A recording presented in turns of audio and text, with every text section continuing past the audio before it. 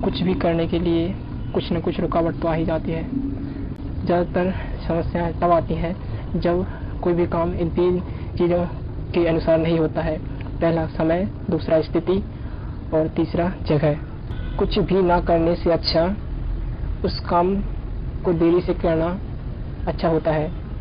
एक बात हमेशा याद रखिए, जहाँ चाय है वहाँ राय है। शुरुआत हमसे खुद से ही होती है कि जो खुद की मदद करता है उसकी ईश्वर भी मदद करते हैं। वैसे मैं उस वक्त और भी बात जानना चाहता था इस बारे में कि हम भगवान को कैसे जाने। तो जैसे कि टीवी वगैरह में देखा है कि भाई व्यक्ति भगवान को जानने के लिए मतलब कि जंगलों में, हिमालय में, यहाँ वहाँ चले जाते हैं। तो मैं घबरा गया कि भाई ऐसा तो नहीं कर सकते हैं कि जंगलों में चले जाएं और हिमालय वगैरह पे भगवान जी को जानने के लिए। तो भाई कितनी मतलब कि कठिन परिश्रम, मतलब कितनी कठिन बात है ये कि ये सब है ना वो करते हैं, भगवान जी को जानते हैं। मैं उस वक्त 10वीं क्लास में था तो मेरे विचार ऐसे ही थे। धीरे धीरे मैंने अपने टीवी सीरियल्स वगैरह में यह सब देखा था कि रामायण आती थी, आनंद सागर वगैरह करके, रामानंद सागर। तो उनको मैं देखता था। रामायण, जय जय जय बजरंगबली, द्वारकाधीश, ऐसे धार्मिक नाटक की मुझे शुरुआत में अपने पिताजी के माध्यम से रुचि हुई। हमारे घर पे तो टीवी नहीं थी, पर हमारे पिताजी हमको साथ ले जाकर चाचा जी के यहाँ पर टीवी देखने के लिए जाते थे।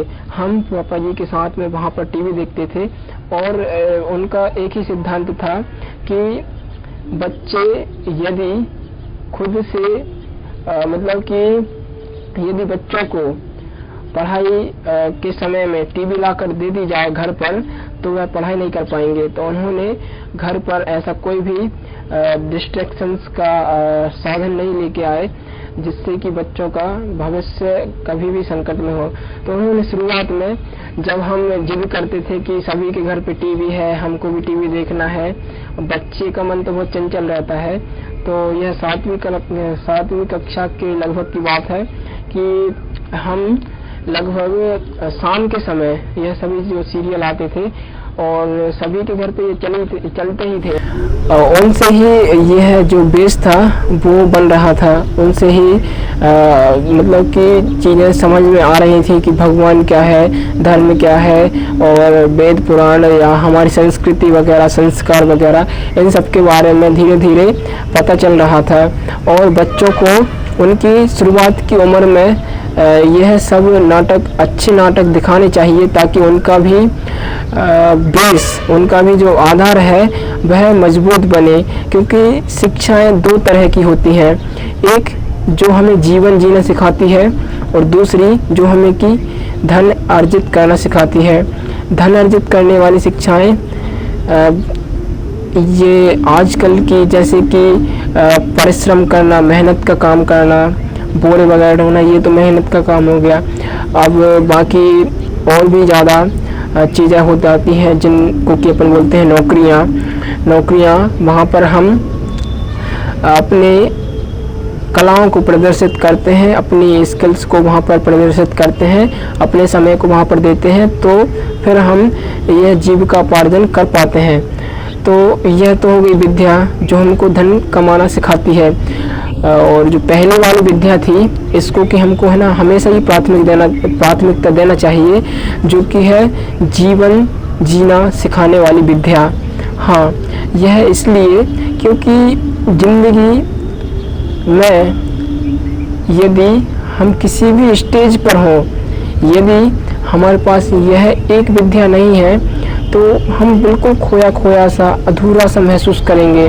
मतलब कि हम कभी भी गलत रास्ते पे चले जाएंगे, हमको समझ में नहीं आएगा कि क्या ज़िंदगी है, क्या जीवन है, क्या दुनिया है, क्या संसार है। मतलब कि अपन कुछ समय के ही मेहमान रह जाएंगे।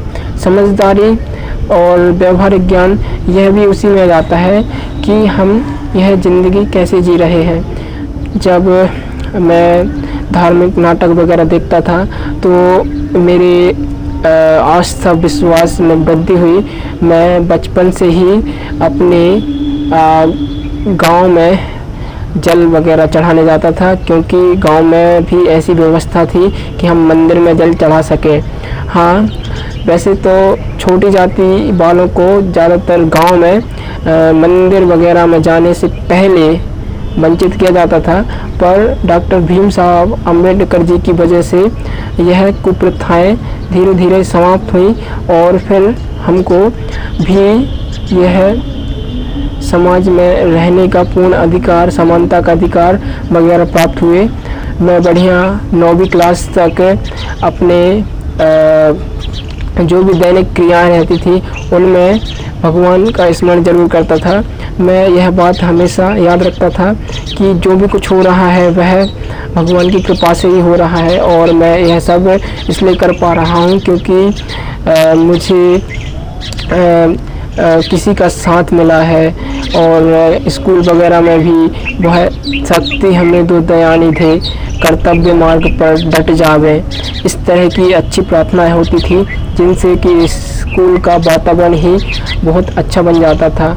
बच्चों को और भी अच्छे से गुरुओं का सम्मान करने की इच्छा होती थी, और पूरा माहौल इतना अच्छा होता था कि सभी बच्चे बिल्कुल एक साथ मतलब कि पढ़ाई करते थे, बहुत ही ज़्यादा संयुक्त रहते थे।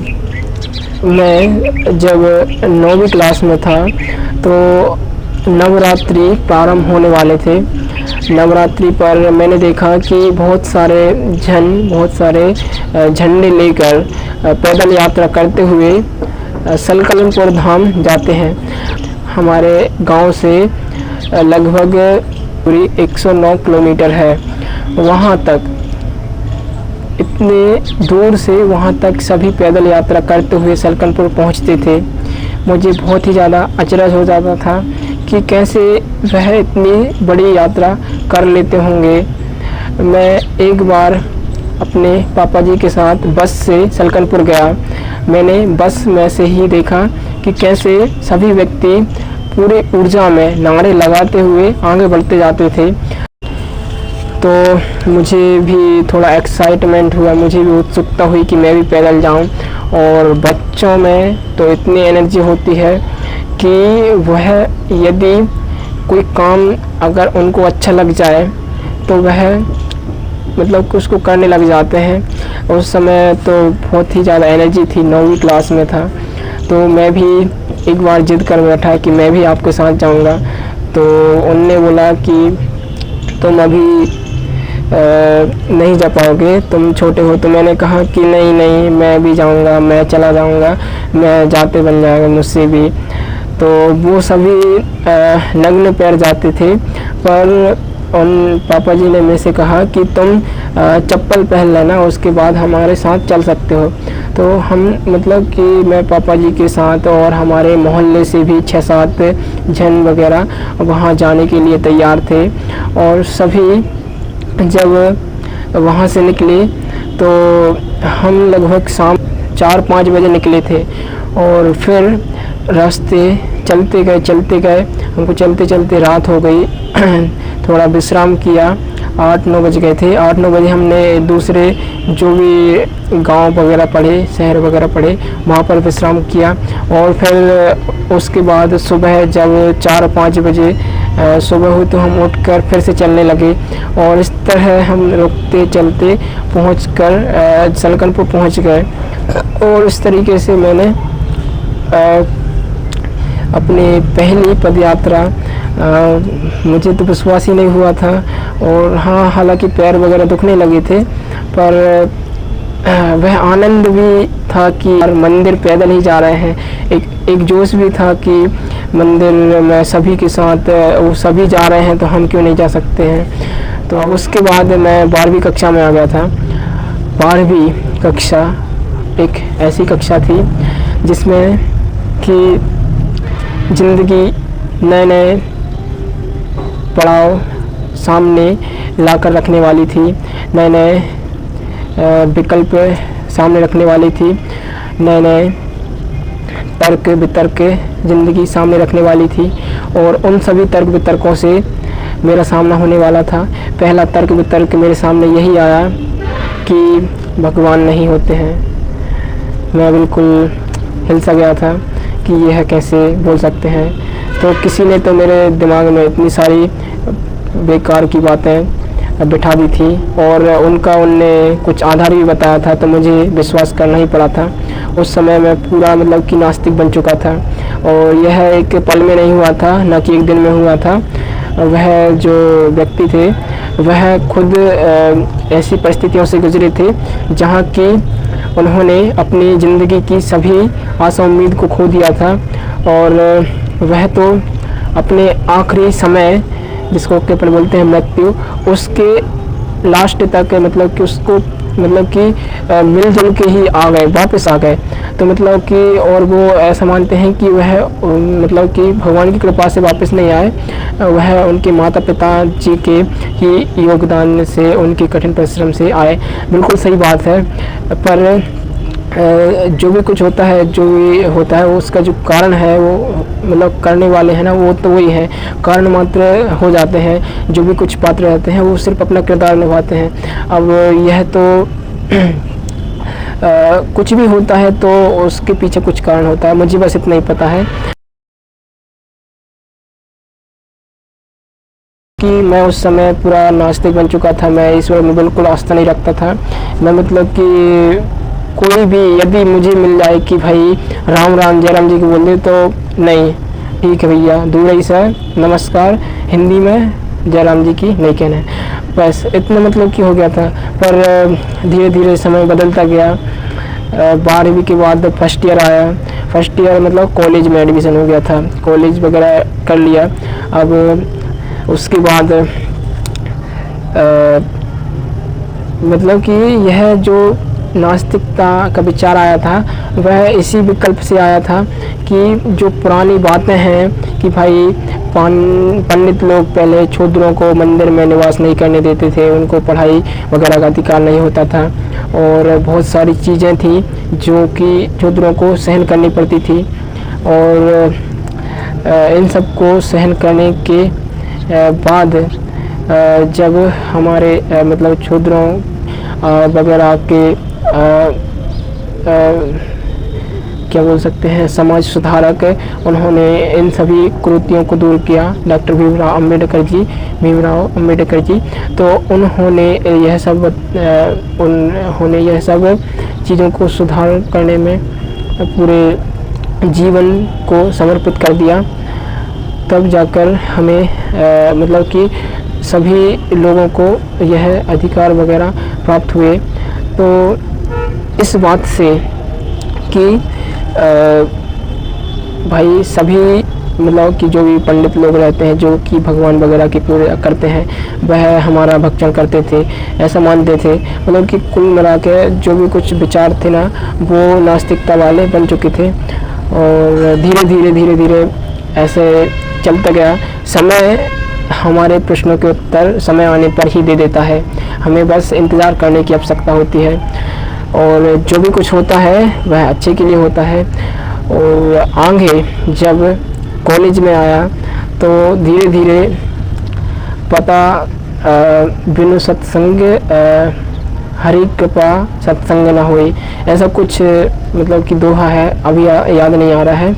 तो उस वजह से मुझे भी थोड़ा लगा कि मैं मतलब कि जो भी कुछ था पहले, जो कुछ भी सोचता था कि भाई ज़िंदगी क्या है, ज़िंदगी और ये सब मुझे मतलब प्रश्न वगैरह याद आने लगे थे। तो उस सब के और मतलब कि भंवर में मैं फंसा हुआ था, इन सभी प्रश्नों के भंवर में मैं फंसा हुआ था। और फिर आए कुछ ऐसे दोस्त जो कि बहुत ही ज़्यादा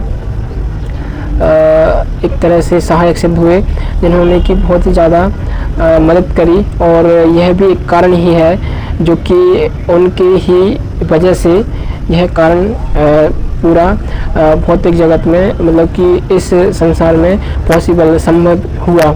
इसके बाद जीवन में और अच्छे बदलाव आने शुरू हुए और अच्छे मित्र भी बने जो कि धर्म से जुड़े हुए थे, जिन्होंने कि अपने ज़िंदगी में धर्म को